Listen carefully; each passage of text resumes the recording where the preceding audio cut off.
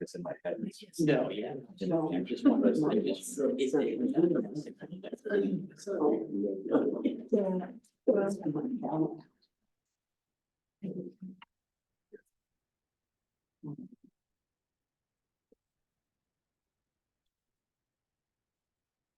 This time we'll call the meeting to order.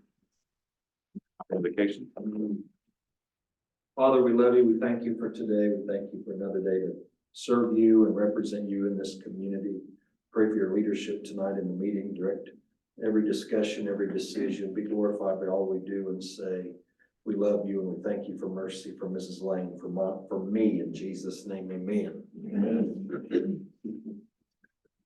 I pledge allegiance to the flag of the United States of America and to the republic for which it stands, one nation, under God, indivisible, with liberty and justice for all. There any changes to the agenda? No. I move to approve the agenda. Second. Moved by Commissioner Jackson, second by Commissioner Hutchinson to approve the agenda. Is there any further discussion? Hearing none, all in favor say aye. Aye. All opposed, same sign. Motion passes. Moving on to public comments. This is the time where citizens are encouraged to speak publicly. We request that you come to the podium, state your name and address, speak respectfully, and limit your comments to 3 minutes. Hearing none, seeing none. Moving on to presentations. Move on with the Concordia fourth quarter report.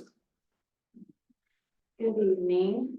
I did bring our sign that we had at our luncheon yesterday that shows all of the businesses that we did work with in 2023 to end up having such a great year in 2023. And I know I kind of talked about that when I presented our professional service agreement in December.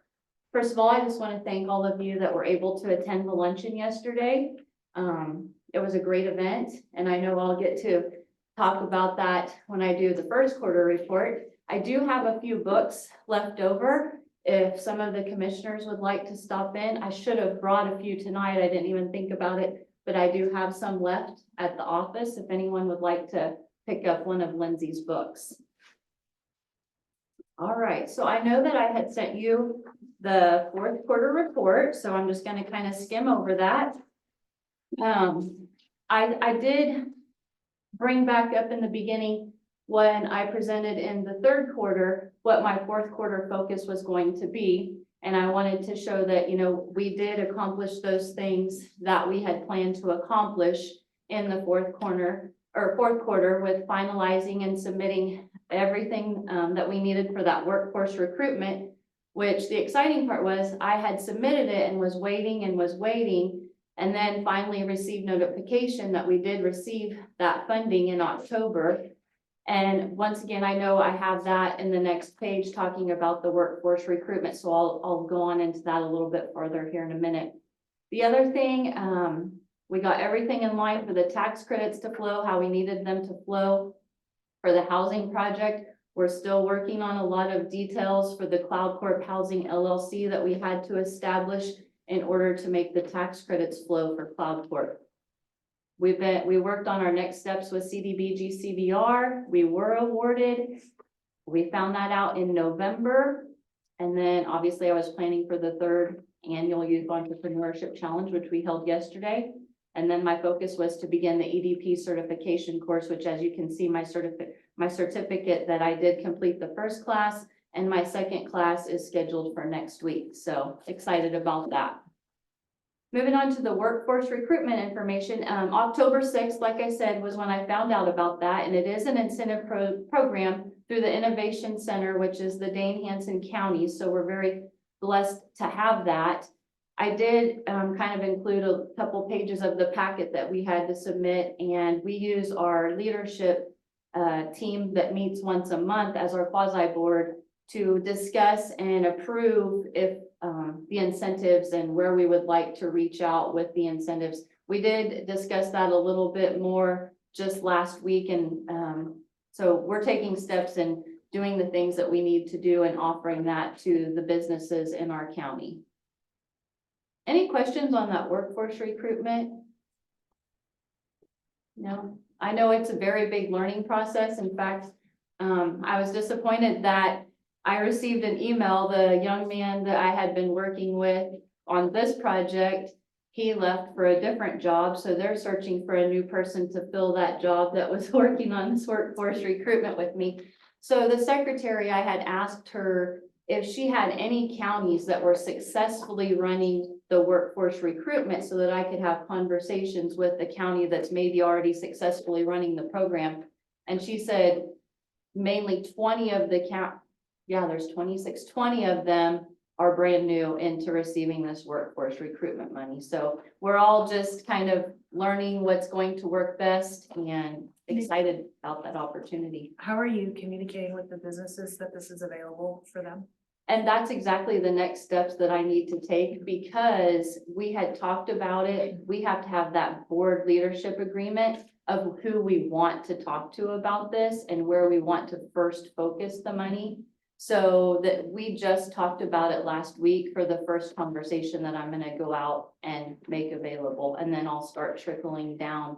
But we want to cover a couple places first and help jobs get filled where they really need to be filled. Cool. Yep. So the housing project, the assignments that I had been working on was the home buyer application and then the FAQ updates to our website. Our builder developer team, we meet monthly and we discuss and look over everything. I know it's very small and I'm very happy to send over the actual application and the FAQ if some of you would like to see it. I'm still editing and changing, but with this being a brand new process, we want to make sure that we're gathering the information that we need to gather. With the home buyer application and some of the conversations I've had with other economic development offices, one that I can recall specifically, she just said, you know, really you just need to prove their income. There's not a whole lot of other information that you need on the home buyer application. So still trying to have conversations with people who have done it successfully and find out for sure what we need in order to continue to be ready when these houses are ready to be. And actually, I've had conversations with someone that is interested in one of the first MIH homes. The next page I talked about are e-community loans, which I know Ashley had asked me a great question when I was here in December, and I was able to send out a little more detailed information. And this again, I'm able to share with you the businesses and how many e-community loans that we did in 2023. We had a great year, 258,000 loans to the businesses that are listed above in our county. So the community breakdown, Concordia had 3 businesses, Clyde had 2, Miltonville 1, and Jamestown 1. So that's a great tool to have in our toolbox, and that is continuing that relationship with Network Kansas. There are going to be some changes that we just found out about with the e-community loan, but it's going to be new and we just received an email on that. I have been at community visits involvement and visiting with some of our businesses and checking in, you know, with the Get in the Cloud businesses that have received money that maybe haven't started their projects or haven't turned in any invoices to make sure that they are planning to go forward. They do have 1 year to use the funds. Yes, extensions are available, but continuing to make sure that their businesses are taking the steps that they need to take in order to get those submitted. Plenty of meetings. I know all of you understand that, and that's a big part of the role that I have, the job that I have, and visiting with people and visiting with the businesses and attending meetings. So just a lot of different meetings I've been involved in the last quarter. So my focus this quarter is finalizing everything. We're still working on getting the banking situation that we were finalizing in December for the Cloud Corp Housing LLC, finalizing that home buyer application and FAQ. We hosted our 3rd annual YEC and our annual luncheon, my courses.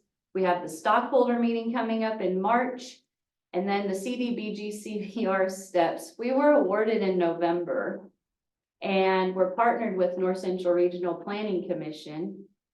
And we visited with the county commissioners about applying and they approved. And we went forward and we received $140,000 in November, which Concordia does not get to qualify because of the revolving loan fund. But anyone outside of Concordia city limits that has a business or in Cloud County, these funds are available. We received it. Then they tweaked the program. So North Central Regional Planning Commission and I, we've been discussing what businesses we need to talk to, because some of the businesses that were in our first application to be awarded no longer can qualify because they tweaked it, but we still received the money. We have 70,000 that we have to get out by the end of May. And right now I have 4 businesses that are working very hard to get the information that they need to get turned in to make sure that they qualify. And then we continue to take the steps. And it is just life, but I'm now working with the 3rd person from North Central Regional. They had reached out to me and said, do you want to partner with this? I said, absolutely, let's do it. And I started with Deb Oldie, then it moved to Bree Beck. Bree Beck has since quit and now I'm working with Carol. So just a lot of changes with people that you're working on with projects, but I know this is just life and that's what we do. We keep rolling and keep doing the things that we need to do. I'm having the conversations I need to have. I know the outlook that we talked with the county commissioners just Monday when North Central Regional Planning Commission and I went and visited with them about it, the CDBG. We just said, they said, what if you don't get the 70,000 out by the end of May, what happens? And the discussion is just keep documenting what we're doing, kind of like we do with our housing project. You just keep documenting the conversations that we're having with the businesses and the plans. And everybody thinks there's going to be some flexibility, but we're doing what we can and we're going to do what we can. Sometimes it's right there, and we also need the businesses to fill out their paperwork and get some of the information submitted to us for us to make things happen for them. So that was the end of 4th quarter. 2024 has already taken off and we're gonna see where things go. We've got small business development classes advertised already, getting the clouds coming up. So you know how it is, things fly by. Any questions that you have for me? Well, that's all I have tonight. Thank you. Thank you. Broadway Plaza presentation? Hey, can you guys believe it's been a year since the last time I was here? It went so fast. I remember my first day of work was February 20th, President's Day, a paid holiday. That's gonna be a good job, right? That's what I was thinking, so. The summer went pretty good. We had 114 events over the past year. I've listed there for you in the packet some of the events that we had. The Easter Bunny made an appearance in April. In May, we had National Day of Prayer, the Andy Bell concert, and then we also got to watch Cloud County's baseball team play some good baseball on the big screen. So, and in June, we had Run With It. In July, we had the Jimmy Harris Band. In August, we had National Night Out for the local police. The Transformer Bumblebee came by and made an appearance. And then the Life After 55 group started meeting at the plaza. That's a group that just gets together and visits and socializes and talks about life after 55. Then in September, we had the high school homecoming activities, the marriage game, and then the Cloud County had their President's Picnic. In October, it slowed down a little bit. The city sponsored s'mores and the Hocus Pocus movie. We had 6th Street Spectacular and a Halloween costume contest. And then, of course, KSU and KU football, can't forget that.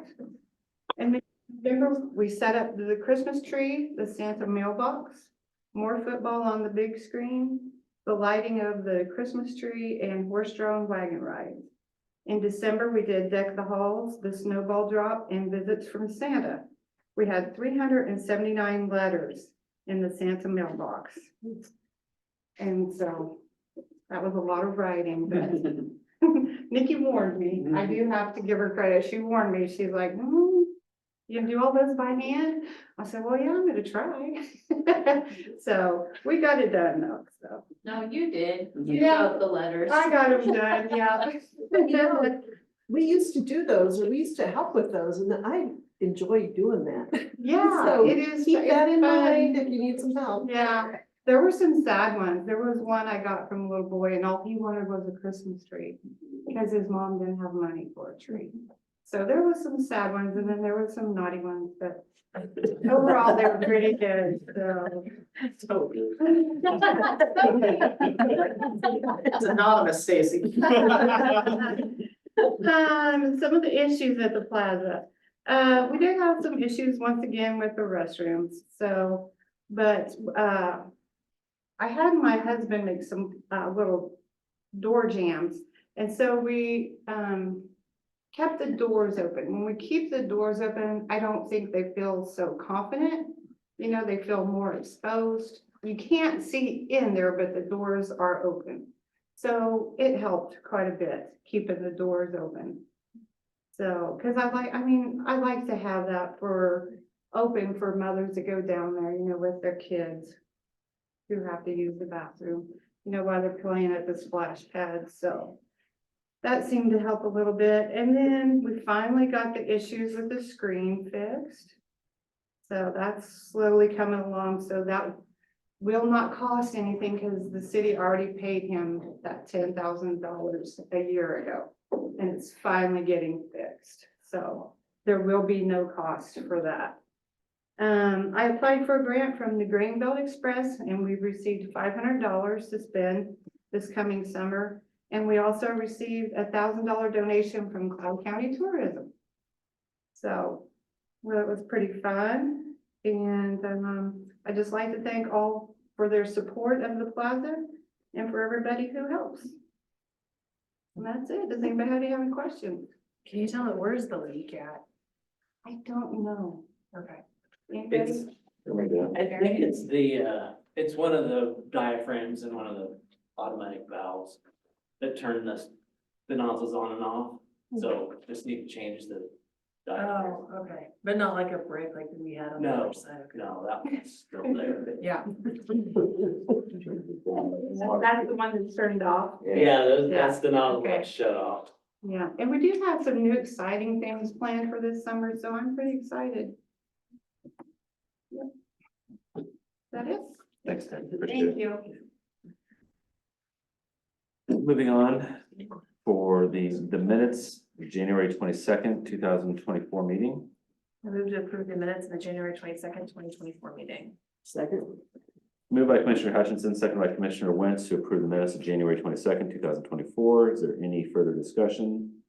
Hearing none, all in favor say aye. Aye. All opposed, same sign. Motion passes. Moving on to appropriation ordinance number 2. I move to approve appropriation ordinance number 2. Second. Moved by Commissioner Wentz, second by Commissioner Hash to approve appropriation ordinance number 2. Is there any further discussion? Hearing none, all in favor say aye. Aye. All opposed, same sign. Motion passes. Moving on to 20th Street extension bids. Good evening. On February 1st, Campbell and Johnson administered the public bid opening for the 20th Street entrance street project, the city's portion of the car wash project, for lack of a better way of saying it. We had one contractor submit a bid out of all the ones that took interest. And they submitted a bid for $149,938.60. And that bid was submitted by Boats Parga. If you remember, they are the contractor that we're under contract with to do the St. Joe subdivision project here in Concordia as well, too, for reference. And that was the only bid. I will not lie, I was surprised. I thought there would be other bids. I thought we would have some local interest in this project, being a smaller project. And so, I was also surprised by the price. As you probably saw in our letter of recommendation, it was almost 3 times what the city budgeted for based upon prices we gave in October 22, and double what we thought the prices would be based upon material and unit price cost now. For reference, a lot of my engineer's estimate, which was in the $78,000 range, was based upon the unit prices that both Parga themselves submitted for the St. Joe subdivision project not 6 weeks ago, thinking that their prices would be similar to what they came in with. And there were several of them that were considerably higher. All of this taken into consideration is why Campbell and Johnson has put this letter of rejection together. I say recommendation so many times at this podium, this one's different. I think it is our opinion, and of course it's your guys' decision in the end, that you may be able to do better than this bid. If you were to reject this bid, would allow the city some freedom to do some things. So what do I mean by that? You have a couple options here tonight. You could choose to accept this bid from both Parga for almost $150,000 for 150 feet of street. That's it, 150 feet of street.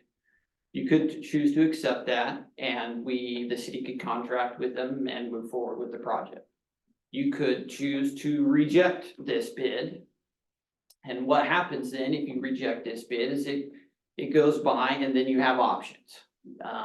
Options would be rebidding the project at a future date, and maybe if we change some of the parameters of the project, maybe look at reducing some portion of the design of the project or relax the time frame. Perhaps you would get some more competitive bids or some more interest. Or because you've gone through a public bid process, the city now has the option of negotiating directly with contractors. So you could authorize the city manager to speak directly to local contractors, even both Parga, and work with them to get prices that maybe where people weren't interested before, now they would be, type of thing. This may allow for more competitive pricing for this project as well, too. Questions before I go any further on that? Okay.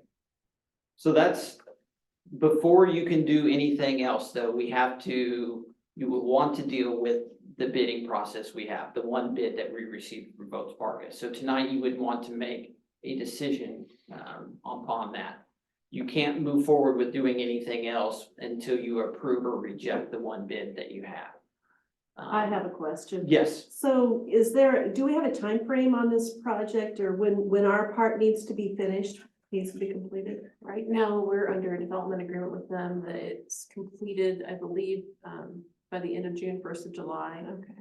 The most recent conversations that we've had with the car wash owners is that they intend to do groundbreaking in March and complete the work in September. So they have indicated that they will need to update the development agreement anyway to accommodate that end date. Originally, the end date was supposed to be around June or July, ending the same time that we were. So we will have to make some changes there anyway. And our commitment to them was to build the street. We did have an amount in our development agreement that matches our budget that says that we expect the cost to be approximately that amount when it's awarded. And that's the October 2022 engineer estimate? 56,000 is what we have in the budget. Okay. In CIP. I'm curious if the date of starting like February and March with completion in 60 working days being a stipulation has to do with, that's And that, now. to be fair, that wasn't a stipulation. It wasn't in the bid. It was not. We Okay. just asked any bidding contractor to give us when they thought they could start and how long it would take to complete the project. So that was Village Parga's own offering. Now, That is, it's possible that contractors in the area understood that as, we want you to start as soon as possible and get done as soon as possible, and that could have impacted, it's possible it impacted the both departments' price, it's possible it impacted who was going to bid altogether. So that may be one thing that we would want to consider, should we move forward with negotiations or a rebidding, and we say, okay, would it affect your price or your interest in this project if it could be a summer project instead of an early spring or spring project? Does that answer your question? Okay. And they're supposed to be mobilized for the hospital now. It's very soon, yes, yes. So,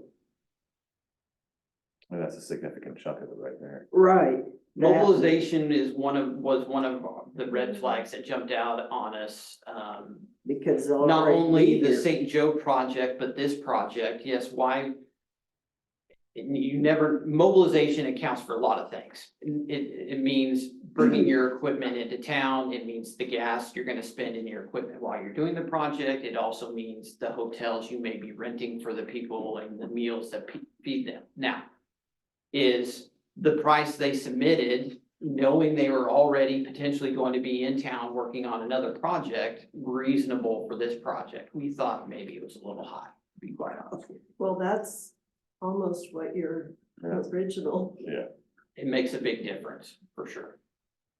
This is why we had hoped to maybe get a local contractor, because somebody who's already working in town locally, their mobilization is gonna be completely different than this as well, too, type of thing. So was this bid, had we accepted the other bid Yes, when, Yes. so we were. they knew they already. Both had parties the was other- already under contract for Okay. St. Joe before they put the bid together for this project. That seemed a little.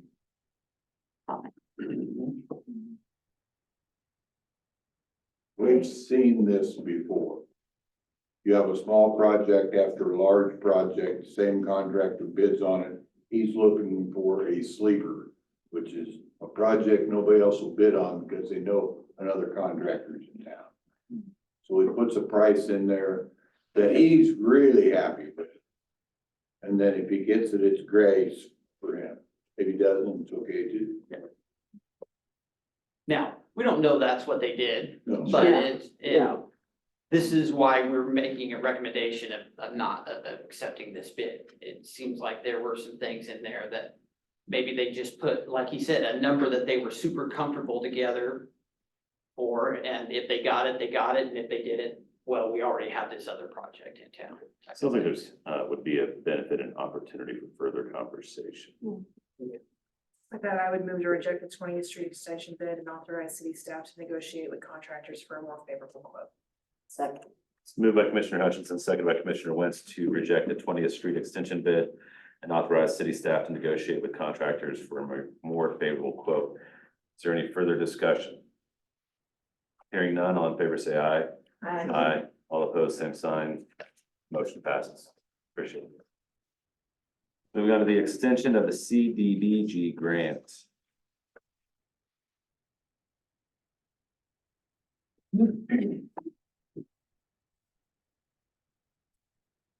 This grant was given to us for the ladder truck. We knew at the time when we took the grant, we was probably gonna have to extend it because of the time frame. That being said, as we started doing this, we got news last week that we've hit our first pickup. So the truck has now been pushed back even from the end of July to mid-October. So that's why we've extended it clear till the end of December, trying to anticipate any other further issues, so we don't have to come back and ask again. But just so you're aware, that may be a possibility. The ladder is done in Nebraska. It's parts for the engine on the truck. That's the issue.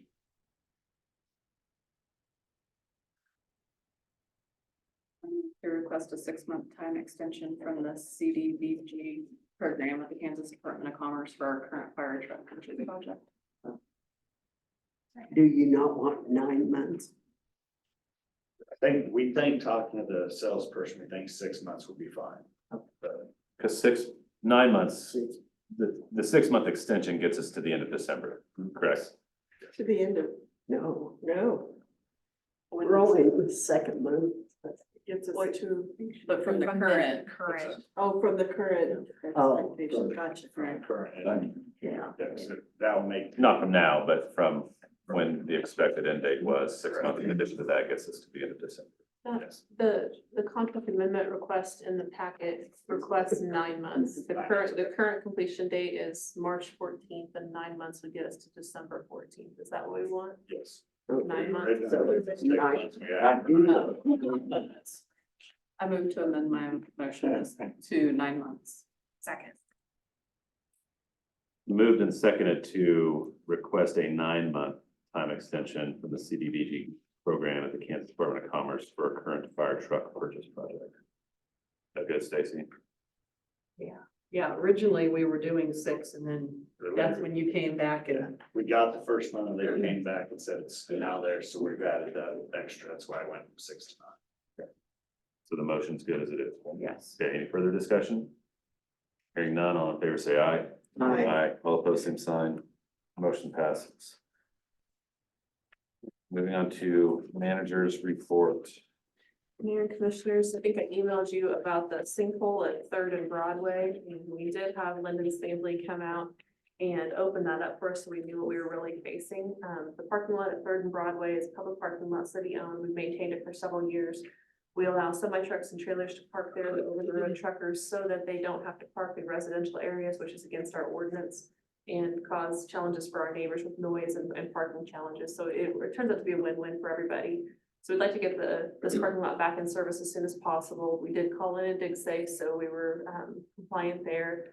Lyndon came in and was able to open it up. What we discovered was a cistern underneath there, an underground cistern. It was a former ice plant here in Concordia that burned down in November of 1972. And the building was pushed in along with the debris and the dirt. And over time that has washed away and it opened up the cistern. It's a beautiful structure, actually. It's nice brick and perfectly round and smooth on the inside of the car. It was really nice and well done. Yeah. But it did create a huge void, and with the soaking rains and snows that we've been so fortunate to have, it caused that ground above to be soft. Eventually that area gave way and it manifested itself as a hole that was on the surface of the parking lot, was smaller than a manhole.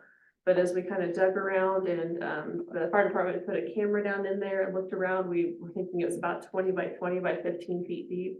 Ultimate dimensions as of today are 24 by 24 by 18 feet deep. So it would have, we're thankful that no one was hurt and no trucks were lost in this process, so that was good. But we did displace about 10 or 12 truck drivers to other locations, and we're grateful for the offer of the Co-op Distribution Center. They had some property elsewhere in town that they were able to point truckers to, so they still have a spot to park their vehicles while we work to make these repairs. The initial cost to open this up wasn't a whole lot. We're talking about $2,000 to $2,500. So I felt comfortable going ahead and doing that, but I wanted to visit with you. The cost to put this back together, this giant sandbox back together, is expected to be somewhere between $10,000 and $18,000, depending on how much fill sand, how much dirt, and how much AB3 we put back in there. Lyndon is available to do the work in partnership with the city for doing some of the hauling. The utilities department has a packing machine that we can do some packing of it to make sure that it fits good and tight, so we can get it back into service as quickly as possible. Normally on a project of this scope, we would go out to public bids, and I guess I'm kind of asking for your permission or your consensus to proceed with this as an emergency repair and continue to work with Lyndon and our local crews to get it put back in service. Yeah, I think it's a low enough number and a significant enough project that makes sense to just take care of it and get it done. This is a poster child for our demolition program right now, and Bruno does an excellent job of enforcing demo contractors to take out foundations and basements in their entirety. Sometimes we get some pushback from that. It's a very expensive thing to do, but this is a good reason why. Pushing that building in lasted about 50 years, but now we're having to deal with the decisions that somebody made 50 years ago. So if we can do things better and pay it forward, that's what we want to do going forward. Thank you for that. Upcoming events with the League of Kansas Municipalities, they've made some changes to their spring conference, and they're now calling it a City Leadership Academy, and they are rearranging some of the courses that they offer. It's not only for newly elected officials and newly appointed officials, but it's for everybody. That will be held in Manhattan on April 12th or 13th. I'll email you the link to the detailed information with the Friday notes this week, so you can take a look at it. If you decide you want to go, please let me know. We did end up too with a conditional use violation report, for Meg's Grooming Salon downtown. We had some complaints about that, so we are doing some investigation in case you hear something about that. To see if it really truly is a violation and then how we go about remedying that. This is a little bit more complicated than just going and issuing a ticket because the conditional use permit was approved by you as an ordinance, and so there are some pretty severe consequences with it. Additionally, that conditional use permit allowed that business owner to operate a portion of their business, and if we were to just simply take it away, then we negatively impact their business operations, so we need to make sure that we're following the procedures that are established within our regulations, and it all ties back to our zoning regulations on how we do that. So we'll be working with Justin and Bruno to figure out how best to address that concern. Last Thursday, went to Topeka. Thank you, Ashley, for your help and guidance as well. Got to spend some time at the Capitol with Senator Bowers too, in the local government committee, advocating for some changes to some regulations related to ambulance attendants. As you know, our fire EMS service provides support to our local hospital and to our community by taking interfacility transfers of patients. And we've struggled with that a little bit with some low staffing over the past several years. And what we had found was that the current statutory language allows one medically certified attendant in the box with the patient, and that's what's required. So the driver would not have to be medically certified, but the Board of EMS has a more strict regulation that requires the driver of the ambulance to also be medically certified. So what we're advocating for is allow us that flexibility, at least on a temporary basis, to have the driver not be medically certified, because if we're taking somebody from one facility to another, from one hospital to a larger hospital for more acute care, for example, that patient is going to be stabilized enough that they can get down the road. So we're working with league lobbyists. They're working with the Board of EMS. We're working directly with the senators to try to get that language going. Right now, where we're at is there's a waiver application in place where we could apply to address those transfers in that way. It's on a temporary basis that allows us 12 months to be able to do that. So we have applied for that waiver. We do believe that it is a good pilot to help gather the data that we believe is out there as far as staffing issues across the state with a lot of different agencies. But we need to start at some point and test that data. In the meantime, we're still lobbying for efforts, and there's a law proposed or a bill proposed right now that would make it so the Board of EMS could not make regulations that were more restrictive than what state law is. So they couldn't require that ambulance driver to be medically certified. That's the way the bill is proposed right now. So there's a lot of different moving parts and pieces. I don't know, Ashley, do you have anything to add, or does this represent anything? No. But that's what we've been doing in Topeka lately, focusing on that. Finally, I wanted to share with you that we did hire a public works director, and Shane Kisby is here in the audience. Shane, would you like to stand up and go to the podium a little bit if you'd like to be on camera? This was a long journey, I guess, very intense interview process. We had some great, very competitive candidates. So we're pleased to welcome Shane aboard and hope he enjoys the new role. Yeah. I'm excited, so. It's exciting. Did you want to say anything? I don't think so. I'm just excited to be here, so thanks for getting me in. Welcome aboard. Yeah. We'll be working with him on the start date, and pre-employment screenings and that sort of thing, and then onboarding and getting him up to speed, how we do things. So glad that he's here tonight to kind of see a little bit about how local government operates and how city commission works and the different approvals and things. Thanks. That's all I had to share with you. Are there any questions? Staff reports?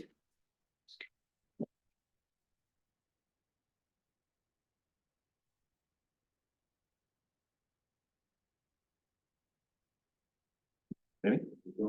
Sorry, Ashley? I think it's, great, I guess, just that the co-op was willing to help out in that time.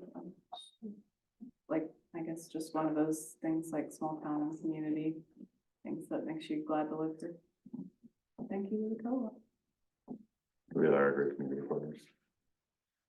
Christie? I don't have anything. Marcia? I wanted to thank Deb for all the work she's done with the plaza. That's not an easy job. And we don't pay her. So, and she does a good job and is enthusiastic about it. Takes on the challenge. So, and Nikki too. There's a lot of grants and programs it's different than it used to be in economic development, particularly now, because everybody's giving out money and somebody's got to keep it all straight. And I certainly wouldn't want to do that. That's I don't have anything this evening. At this time, I would entertain a motion to adjourn to a study session. So moved. second. Moved by Commissioner Hutchinson, seconded by Commissioner Wentz to adjourn to a study session to discuss commission priorities. Is there any further discussion? Excuse me, hearing none, all in favor say aye. Aye, all opposed, same sign. Motion passes. Meeting is adjourned. Anyone want to take a break? Or just power through? Okay, Amy, take it away. All right, I may have messed up a little bit on the title of this. We're gonna go through brief orientation and commission priorities. I say brief orientation because all of you have served at least a couple years here in this capacity and really appreciate your work. So we don't need to go into too much detail, but there are a couple of topics that we want to touch over. Justin's on Zoom and I'll let him tell us when he's ready, but he was going to take just a couple of minutes and briefly review Cora with the Kansas Open Meetings Act being the focus, as well as conflict of interest. So Justin, your timer starts now. Okay, great. Well, good thing I don't have a voice, then that means you guys don't have to listen to me for too terribly long. So one of the things we need to kind of just get a little refresher on is we do have the issues of COMA, which is the Kansas Open Meetings Act, and then CORA, which is the Kansas Open Records Act. Now, when it comes to your duties and the things that you do, CORA really isn't going to be something you will need to tend to. It's going to be something that the city employees and myself and Amy deal with. When it comes to the Kansas Open Meetings Act, the thing that is really important is you're going to be approached by folks on the street. You may have people send messages to you, whatever it may be. We need to be really careful when we are talking to folks, not to make it sound like when addressing an issue, make sure that it doesn't sound like we've already made a decision on something, or that you have some kind of extra pull with the commission or anything like that. It's very important that basically everything is done out in the open. So we also have to be cognizant of, because a lot of the times we don't realize that. Let's say we're down at the coffee shop and Ashley and Amy and Chuck are there. Well, and they start talking. We have to be really careful, because that now is 3 people. That's a quorum. So technically in Kansas, that would be a meeting. So we do have to be aware of that. So be careful of that. And really and truly, though, the issue is going to be when you're approached by someone. The best way to address these things when somebody's talking to you or wants to know what's going on or has some concerns is to say, hey, invite them to a meeting.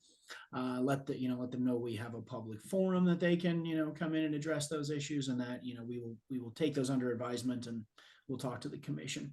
On a few occasions, people have said, well, I'll take care of that, or whatever it may be. Just be really careful with the words that you use so that it doesn't look like you're going to get this taken care of without anybody else's input or outside of a meeting.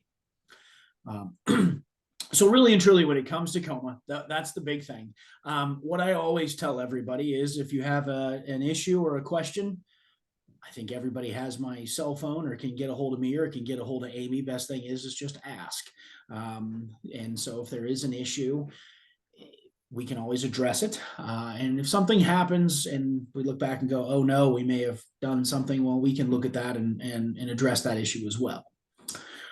So then moving on to conflicts of interest, I will say, in working with you guys on the commission, you do a very good job of being aware of what possibly could be a conflict of interest.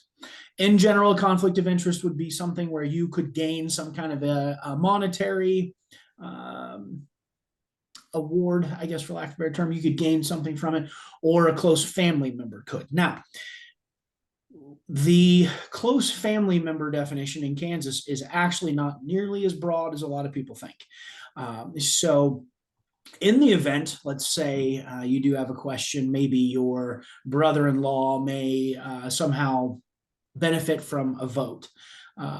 If you have a question about that, come to me, come to Amy, we can address it for you. But more importantly is, and I want you guys to understand, is that if there's ever a situation where, let's say, for example, the brother-in-law thing, you've got a brother-in-law, he's got a company, he stands to benefit from a vote. Well, we may do an analysis of it and say, well, actually, that's not technically a conflict of interest. That person is separated far enough from you for it not to be one. You very well may just not be comfortable with the way it looks. And that's totally okay too. Honestly, majority of the time when people recuse themselves from a vote, they probably really and truly by definition in Kansas don't have a conflict of interest. They're choosing to do so so it doesn't give the appearance of that. That's absolutely acceptable. That's not a problem. For example, we've had some situations where maybe one of our members sits on another board, and I do believe in most of those occasions we have the person who sits on that board, when we voted on something that may affect them, have recused themselves. That's totally fine. So really and truly, I think the crux of the conflict of interest is make sure you're comfortable with what you're doing. And if you have a question, just let us know, because it can get a little murky.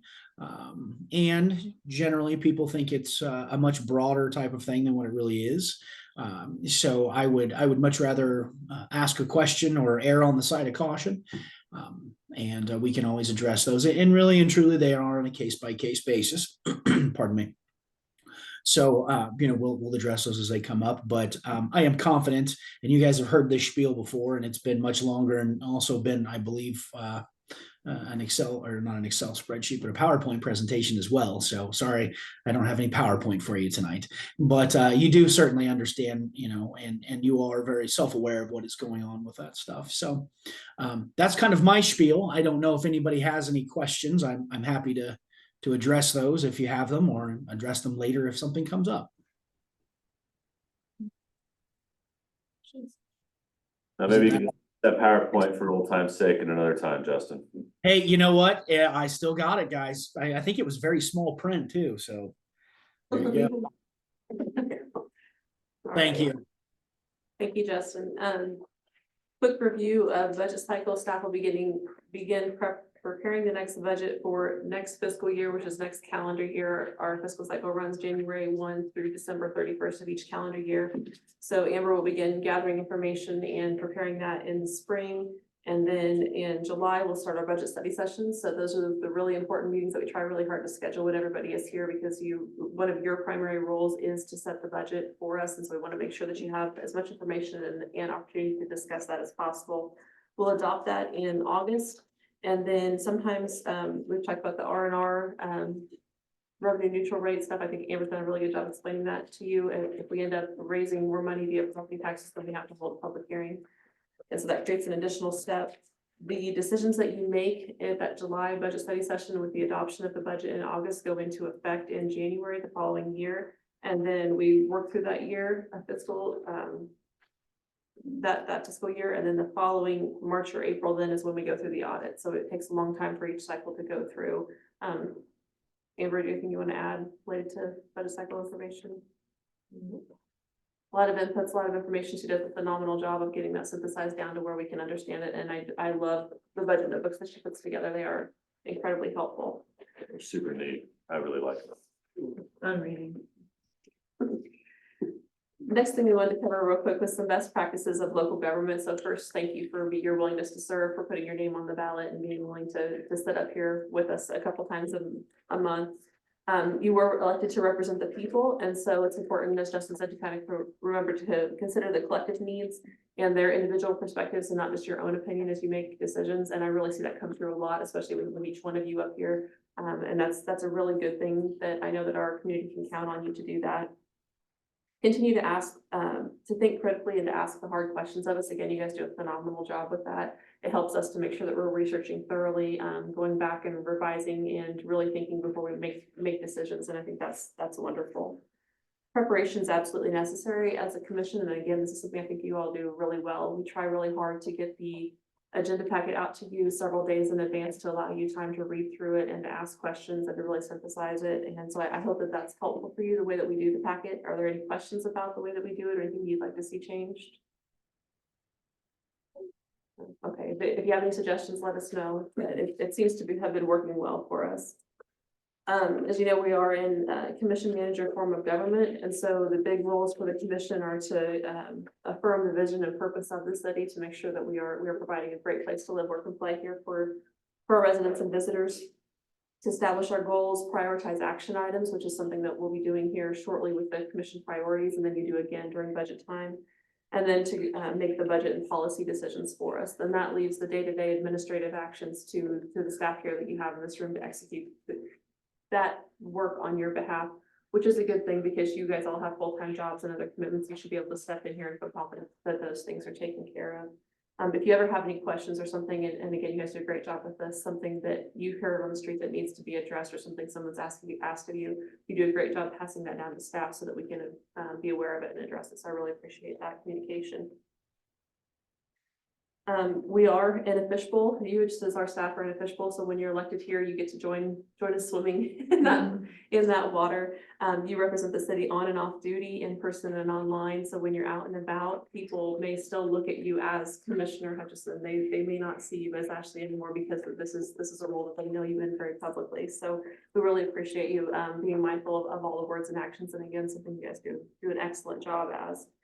When you're present at events and different functions like the Cloud Club luncheon yesterday, the events at the plaza, downtown during Fall Fest, even at our school events, that shows community support to the general public. And I think that's really, really important. And it helps to build those relationships and collaborative efforts that we rely on so heavily to get things done.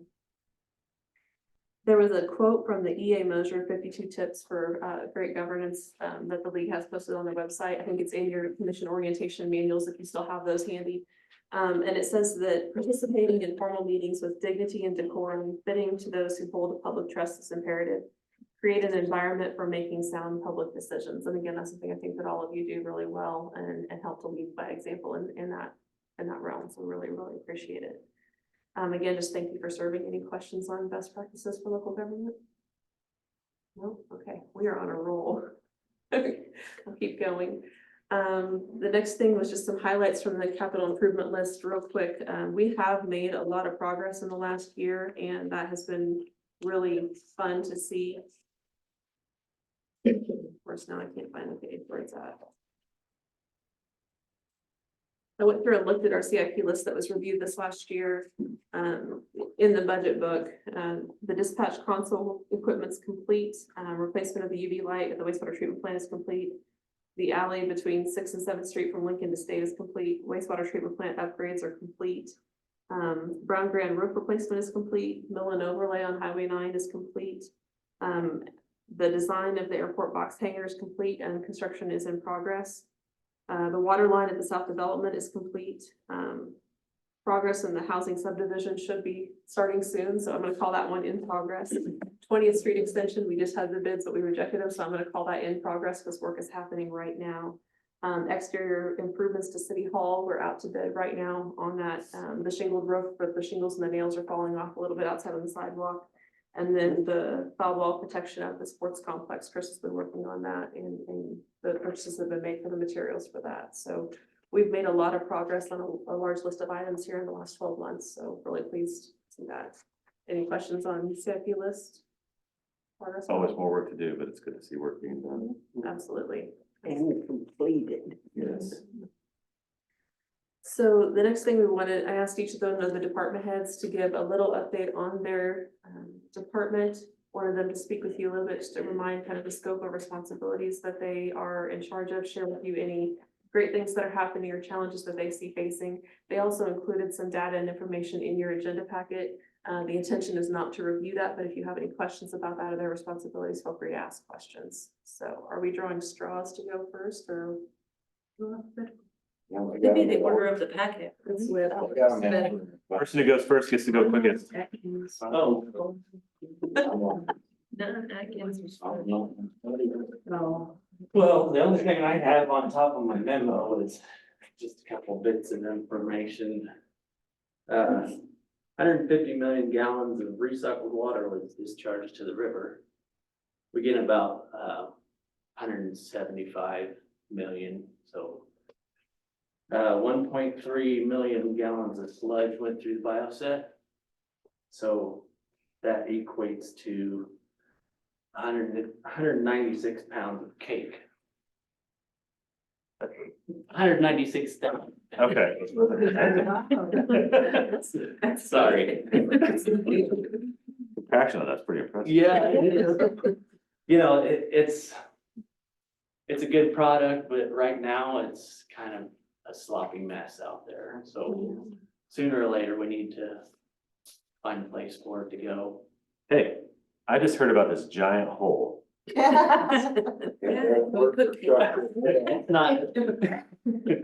not good for structural fill. Because it kind of, yeah, anyway, it's not good for that. It's been tested, so. We can mix it with good structural fill and it would work out. Anyway. We have 5 active wells that we have pumped. Last year, we pumped 207 million gallons and most of it stays in the pipes. Unless we have main breaks, so. And other than that, do you have any questions?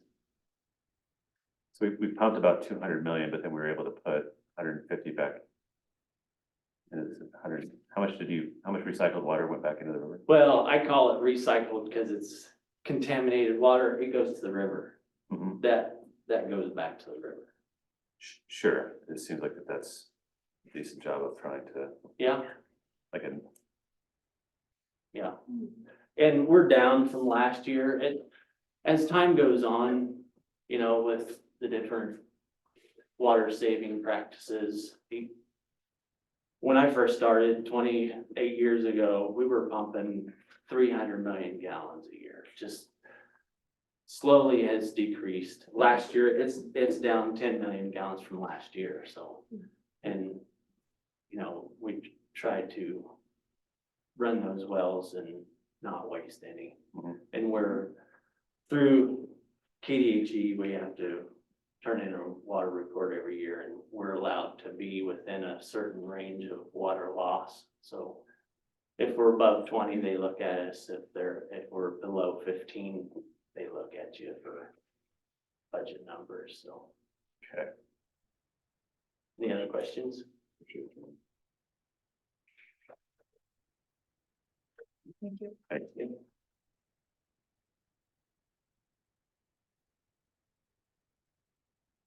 Who's next on the agenda? I can go next. I'll sit down. Okay, so as I was just sitting here listening to you talk about the budget, I realized I didn't even put that in my list of duties. So I have all of this that you've already read, and that means also I looked at Amy had us put together how to do your job notebook a year ago. And I looked at that to create this, and I also don't have it, so. It's the biggest thing I might want to add that. I wrote it down, so I will, make sure I do that. But, basically, I just tried to show monthly, quarterly, annually, kind of the stuff that I do, and I need to probably restate it all. I'm going to, have the year-end financials, hopefully the next meeting. And those should be then what you also see when the audit comes around. There shouldn't be any changes. And yeah, everything's looking good right now, as expected, so. I can talk for 2 or 3 minutes. I could have read it. Is there any questions you have for me?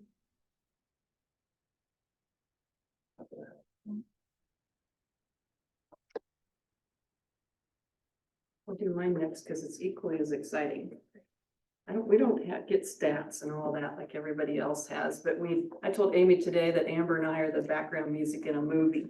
We're just there, we need to be there, but we're not out front. Everybody sees us. So anyway, as I wrote, I have 3 staff members and I gave you a list of everything that they do. And some of my duties. I think Amy's been asking me about collections for a little while and I was having trouble assembling it. I was trying to do it today. I don't know if I don't really have enough clear numbers to give you a lot. We collected about $30,000 last year. With collections, CBK is doing almost 24%, which I think is pretty good. And I show that active accounts have the current balance of 643,000. So that doesn't count set off. So we have a lot more in collections out there. Many things are just uncollectible. That was really the main stats of anything that I have. We have court things, but Brent kind of covered that a little bit too. Questions about what I do? Put some statistics together about how many ordinances you research and rewrite and prepare, how many you've eliminated. Not, Have I put those stats together? Yeah. I'm just saying, if you're looking Darn for you. statistics put together, now we could save that for another No. meeting. Next year. Maybe. Well, to be fair, I don't write most of them, so. Research. Eric tells me I gotta go next. You have all my information. I realized looking at this, I got the longest memo of everybody. That surprises me, Bruno. That is sarcasm. But I did give you a lot of data there, what my job entails. One thing I did not include in my permit log, which I didn't even realize till just a couple of days ago, it hit me. Floodplain development permits is a requirement when we develop in the floodplain, and since 2014, actually since the beginning I've been here, we've only done 6 that I can think of. Two commercial ones, which were pretty major, and then we've got some small decks and things like that, a couple carports here and there on residential, and I got one big remodel going on in the floodplain that by the time they get done, the floodplain may be changing drastically with the new maps, hopefully, so. But anyway, you've got a list of highlights of when I put this together, what I did zoning wise. I couldn't believe how many meetings I had, public hearings and things, and just in 23 alone, but that means there's some activity going on, so. And then some of the highlights on permits of note, and then some upcoming, hopefully upcoming projects that we anticipate. And car washes we're still dealing with them on final drawings and things. They keep changing their mind. But tech center's going gung ho. They're sheet rocking like crazy out there, and we expect that to be done this summer, so be ready for next school year, hopefully. Any questions? Comments, projects you see, they got a permit or not? I have a few of those too every once in a while.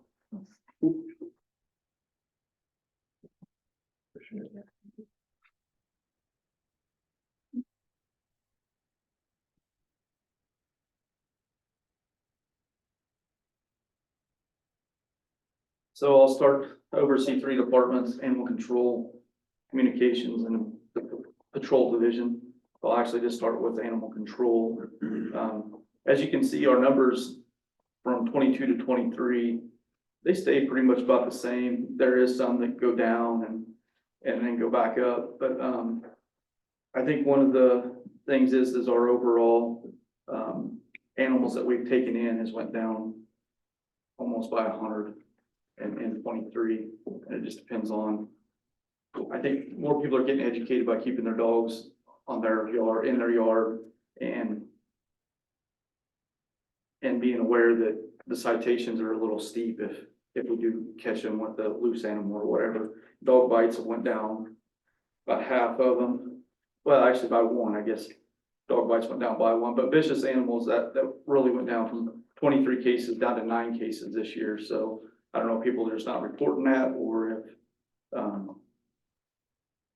if we've actually educated enough, the vicious animals are not in the city anymore. But overall, that's overview of animal control. And we have been working on that. If we're gonna do that project again, the TNR program again, we're trying to get some more facts and talk with, I just actually forgot his name, that putting that together. I wanna make sure that we are getting the best bang for the buck on that, and it's actually doing something to the city of relocating those cats instead of just wasting our money on if it's not working. So patrol division, when I started in January, we were down, 4 officers. We are full staff at this time now. Got one that's getting ready to go to the academy, but, he'll be leaving in March. We couldn't get him into the February academy, but he will be graduating in, August, so we'll have him for the school year and the FTO and stuff. So it'd be nice to be fully staffed for the start of the next school year. As you see, our cases have went up a little bit.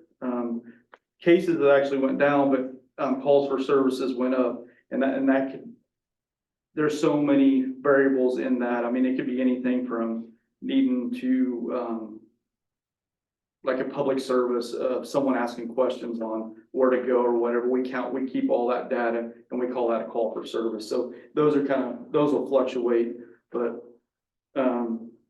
one thing I would note is by us increasing our traffic stops, it's decreasing our accidents, and I think that is huge. By us out there enforcing traffic laws, we're starting to see a decrease in our accidents. So I thought that was pretty cool stat to look at. Our person crimes, they've increased a little bit, but they're staying pretty steady. But property crimes, we actually seen a decrease, and I think that's just that we're on the street more, be more visible, and I think we'll even start to see that come down even more. But and then plus adding 4 new officers to the street as well is going to be huge as well. So as far as communications, we're full staff now. We're down 1, so we're looking for 1 more to fill that, and then we'll be fully staffed again. But it's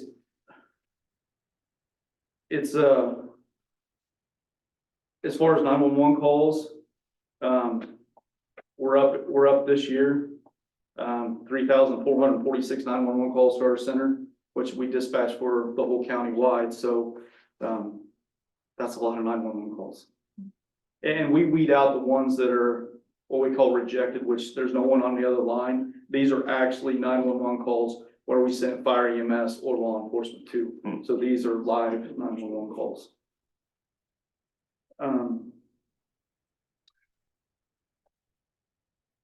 We did see a slight decrease in the administrative calls. Our staff handles 23,000 calls a year. I thought that was high for as many times as they answered the phone, but we did see it go down to 22 was 23,570, and it went down to 22,532 admin calls, and that's not including the 911s. You gotta add, there are 2 different phone lines, so you'd add another 3,000, so about 26,000 calls that our dispatch center takes a year. So, do you guys have any questions for me?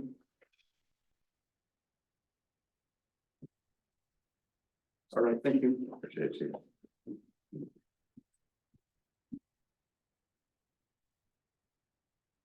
Concordia Fire and EMS is what I oversee. I do that with 10 full-time personnel. That includes me. We run 3 people on shift every day. Last year, we ran 980 calls. There's a lot of facts and numbers in there. We just kind of printed off the general report. One of the big things is in town, especially, we have a response time of under 6 minutes is the average response time. So that's pretty quick. We're getting out there. It's from the time dispatch receives the call to us being on scene. Included in that, 3 of us are law enforcement certified, which allows us to do the fire investigations. So if somebody does have a fire, we do the investigations if it's not a fatality, and we help them through that process with their insurance company. So we have some extra training that we go through there. Currently, we have 2 paramedics. We have 1 paramedic in school right now, paramedic student. And then the rest of everyone is an AEMT, which is an advanced EMT. This allows us on transfers and we go on 911 calls to administer more medications, pain management, and help with the transfers, getting people down the road to where they need to go. Included in that, we run half the county for EMS with tiering response. So if Clyde or Mountainville need a paramedic or need that ALS support, they call us and we go. We also have mutual aid with Rural Fire District 4, so we go out and help them a lot on grass fires. And then we have automatic mutual aid with Rural Fire District 4 and Jamestown. So if there's a structure fire in one of those 2 locations, we send out a second engine with somebody to help pump it, and that way we can try to help save as much profit as we can. We also do fire inspections on the buildings and businesses in town, to include the hospital and college and any public business. Last year we did over 300 inspections. That's going to be changing a little bit. The state told us that they will be taking over all the daycares and daycare centers. So that's going to be an interesting deal, which is going to make, I think, a little difficult for people to open up this quick. But that will be on them, but we will still assist them through in any way we can, so that when they do come, they can get through that inspection as quickly as possible. Last year we did 130 transfers. Transfers is a big topic right now. 121 of those originated here in Concordia. An interfacility transfer is anything that originates from a hospital. So it could be from hospital to hospital or hospital back to the nursing home. So we've done a lot of transfers and running down the road quite a bit.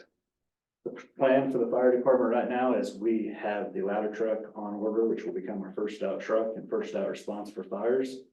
We currently just decommissioned Medic 3, so we're stepping back down to 3 medic units, which was discussed in the budget session. And we're about ready to go out for bids for the new engine, which once we get that, then rescue will actually become grass rig, which we all discussed in the budget session. We're currently talking to medic units, medic dealers, so we can try to start getting a bid process for new ambulance, because we are putting the miles on these trucks. James and me talked Medic 3, we were both here when that truck went into service, and we took it out of service the other day, and it has only 123,000 miles on it. Medic 4, which is one of our newer ones, has almost 80,000 miles on it. So the comparison of what we're driving has increased tremendously. That's really all I've got, unless you guys have any questions for me.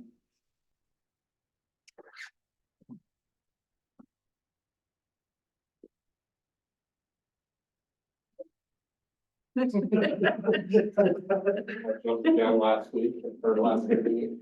I gave you all the numbers and everything last meeting, but as far as taking care of things, all the parks, cemetery, the pool, sports complex, 5 guys at the cemetery staff, and then Jared at the complex, plus all our summer help coming up here pretty soon. So a lot of different areas, really just trying to make improvements to what we got right now and be more inviting, more secure, cleaner, better looking, all that good stuff. So some things, irons in the fire. So.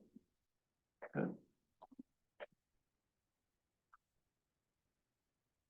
right, and I apologize for not getting a written report into your agenda for a couple of departments. Chase, if you want to make a report on your future department.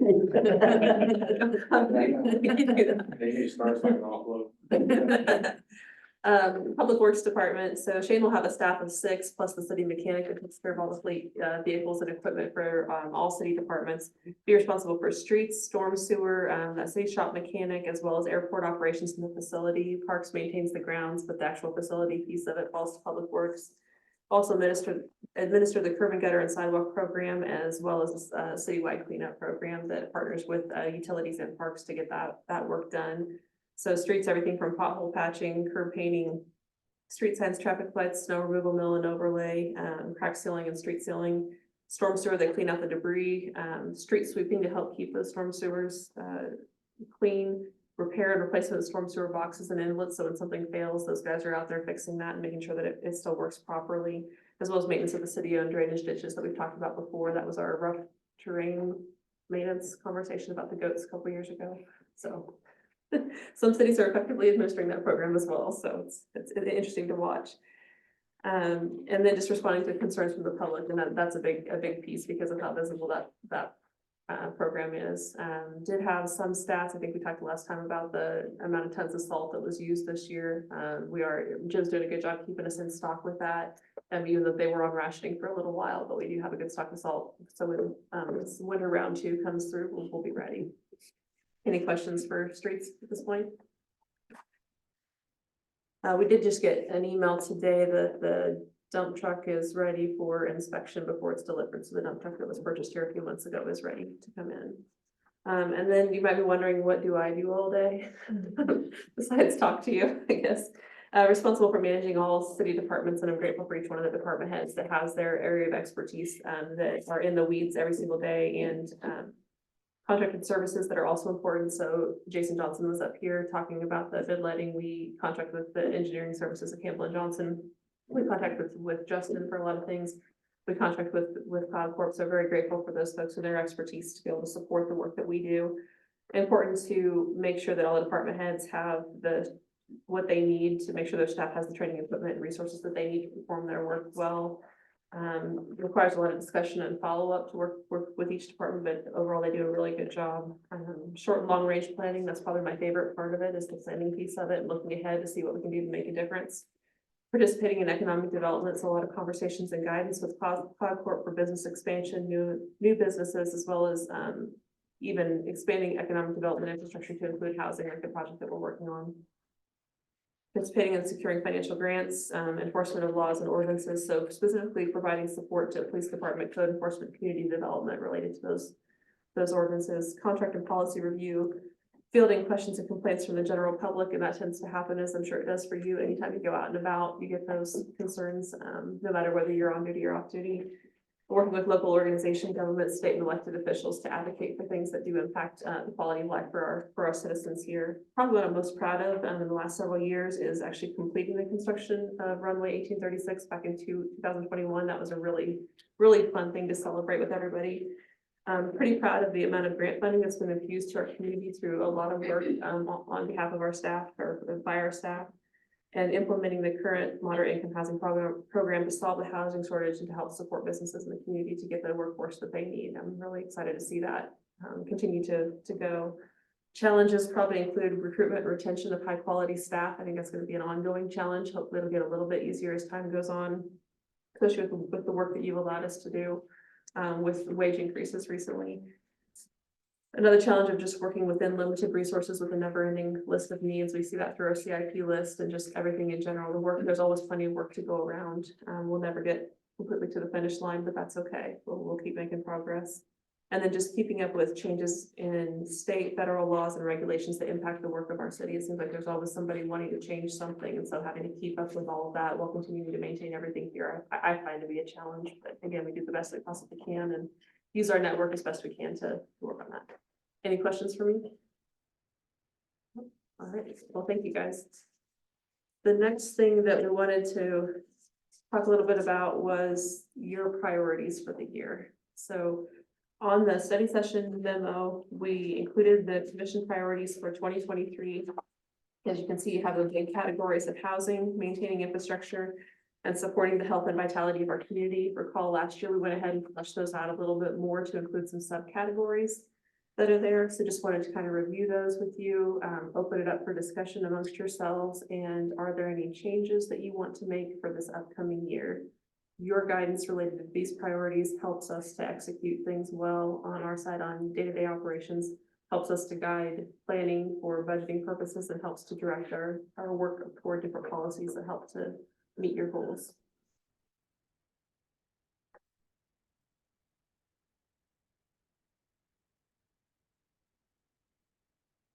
I know that in past conversations, I think that continuing to address nuisances is gonna, I mean, I think generally speaking, they're all remain applicable. I know we've talked about being able to come up with some sort of ordinance or some sort of mechanism to help address issues in not only owner occupied homes, but in non-owner occupied homes. And I think that's still something that I think would be important to pursue. that's something that we were not able to work on very much last year, so, yeah, we can definitely keep that on. It's time.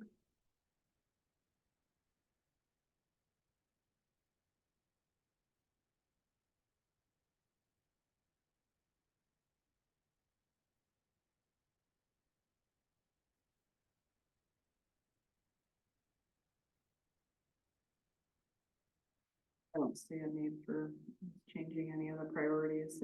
They're still kind of in order of what we've been working on, so. Obviously, until housing is completed, it's still top priority. And then the other ones are kind of in order of what's important, and I mean, infrastructure kind of holds in there always as an ongoing priority. I agree. And there's definitely going to be a lot of street work to do. Filling potholes. Yeah, I've noticed, you're gonna have your work cut out for you, but I think the cold snap really beat up a lot of the asphalt. There's a lot of weak areas, that's for sure. Any thoughts? Well, couple things that occur to me. First of all, transportation, the need for public transportation. And, you know, this whole senior center is kind of a mess. And there's a whole segment of our population whose needs, who has the specific need of food that is not currently being met. And I don't know what the city can do about that, but I'm aware that we do give money to the senior center, additional money on top of what they get. We always give them, I think we still do. 5 to 10. 10,000, I think. And I deliver Meals on Wheels, and the people that I deliver Meals on Wheels to need that food. So I don't know if there's much we can do about that, but.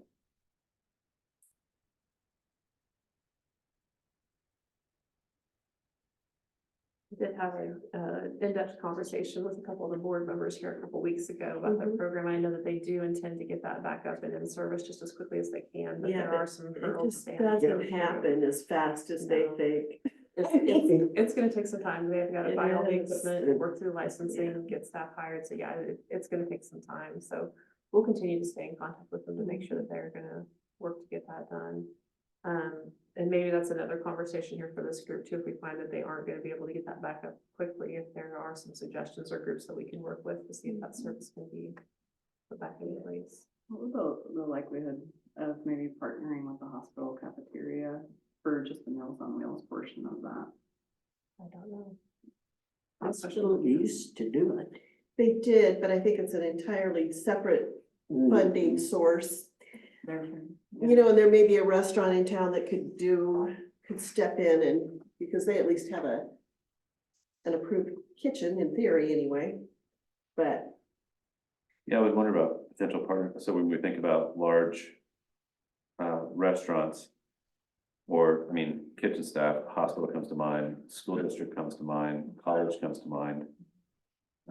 You know, is there a way to allocate some funding or to find grants to be able to help supplement their food budget to offer And be able to fill, be, yeah. To fill the gap in some. But also with that, with the incentives for employment, you know, because that's one of the issues at the senior center. They can't afford to offer very high wages, and so there's a lot of turnover that is really counterproductive probably. So anyway, a couple things to think about. So would that fit under one of these categories, that specific project? Would that fit under one of these categories that are listed in here? Probably B and 3. 3B. Someplace in B. yep. 3B2. Or one or two, both, either the resources or the programming. So we wouldn't have to adjust the priorities for 2024, but this could Just be add it. a program or task thing underneath that, or a goal that we want to make sure that we focus on effort on. And we talked at one time, or started to talk, I think, and then it got taken off the agenda for some reason, but a full-time person at the plaza to do summer maintenance and then work the rest of the time with the city.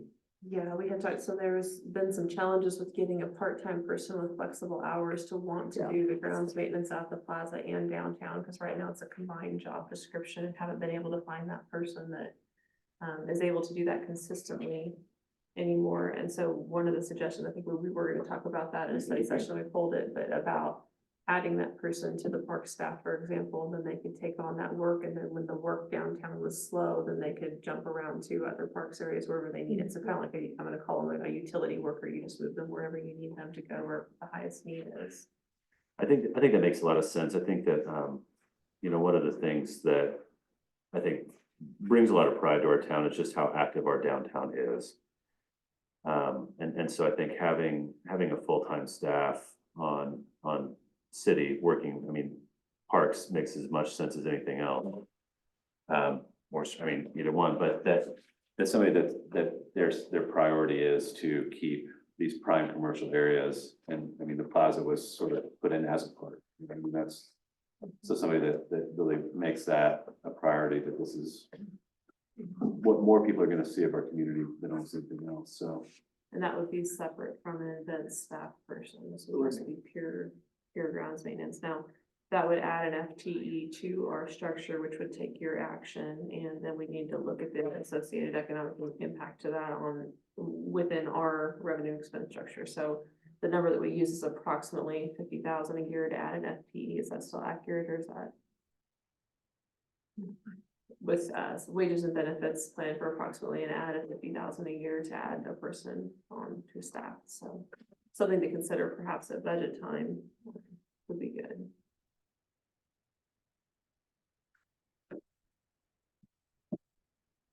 So we have a position now, would there be a benefit in working towards those roles as we continue to figure out where I know that our staff is not underworked just about any way, but the work's not gonna wait until next year. No, the work's not. So figuring out how we can start addressing this and then figuring out how to make that happen. And I think the two that have been helping are both wanting to retire. They've stayed on just because they know we haven't found anybody. And Deb does a lot of it, and I think her husband probably does a lot of it, whether he wants to or not. Is there currently a part of the, park staff that is kind of in a utility role like that? I think his name's Chris. Yeah, me. I didn't know, of the mow crews. During the winter time, me and Jared will float around, help with salt, snow removal, stuff like that, when the complex is real slow, but. And not your other guys though either? No, they're pretty much full duty every day. Well, and in the summer when they really needed plaza, he needs extra help too. The problem was we couldn't hire, that she couldn't find anybody for the plaza because they want full-time and they want benefits. I appreciate that. So.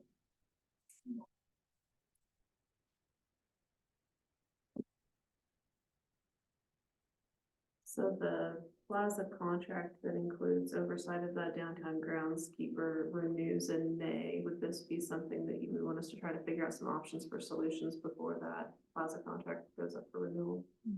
I think so. I think it makes sense. It would make sense.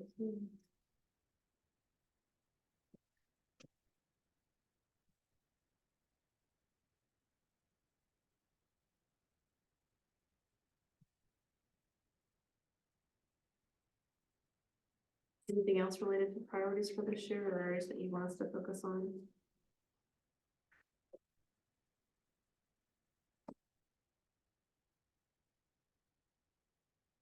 No, I'm hesitant to add anything more just because housing is such a huge project and it's gonna take such a huge portion of your time. So I don't want you to feel like we're just gonna, I mean, this is a long enough list already to stretch you even further. I think if we maintain on this path and we can continue to cross things off our lists like we've been doing, and I'm really proud of that work. So thank you to you guys for doing that. Thank you for keeping things manageable for us so we can do good work. So, good quality work. All right, lastly, you've got a list of 2024 city commission meeting dates in front of you. I know we've already had a couple of meetings, but please make sure these are marked on your calendar when it gets closer, and we'll present some options for budget study sessions in July. So if you know dates are already that you're planning vacations, I'll be gone on March 6th. March 6th. Thank you. Well, I don't know, our global traveler, what her travel plans are. Actually, I planned my travel to start on the 7th and be back before the 20th. Look at you go. So, yeah. Responsible than I. Not July 3rd, but I can join via Zoom.